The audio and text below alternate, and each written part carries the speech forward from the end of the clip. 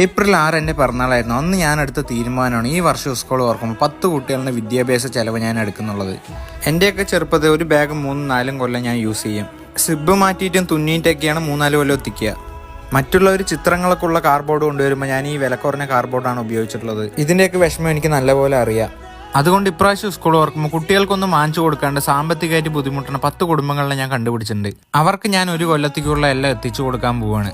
കുട്ടികൾക്ക് ബാഗുകളും ബുക്കുകളും മാത്രമല്ല ഞാൻ കൊടുക്കാൻ പോണത്, അവർക്ക് ഒരു കൊല്ലത്തിന് ആവശ്യമായി എല്ലാ സാധനങ്ങളും നമ്മൾ വാങ്ങിച്ചിട്ടുണ്ട്. അതുപോലെ തന്നെ സാമ്പത്തികമായിട്ട് ഒരുപാട് പുറകെയുള്ള കുട്ടികളുടെ വിദ്യാഭ്യാസ ചെലവിനുള്ള പൈസയും നമ്മൾ കൊടുക്കാൻ പോവാണ്. അങ്ങനെ സ്കൂൾ തുറക്കുമ്പോഴേക്കും എല്ലാ സാധനങ്ങളും നമ്മൾ കുട്ടികളുടെ കൈകളിൽ എത്തിക്കാൻ പോവുകയാണ്.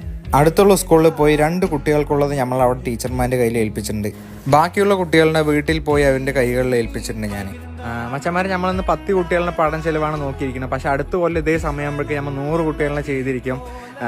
ചെയ്യാൻ കഴിയുമെന്ന് ഞാൻ വിശ്വസിക്കുന്നുണ്ട്. അപ്പോൾ നിങ്ങളുടെയൊക്കെ സ്നേഹം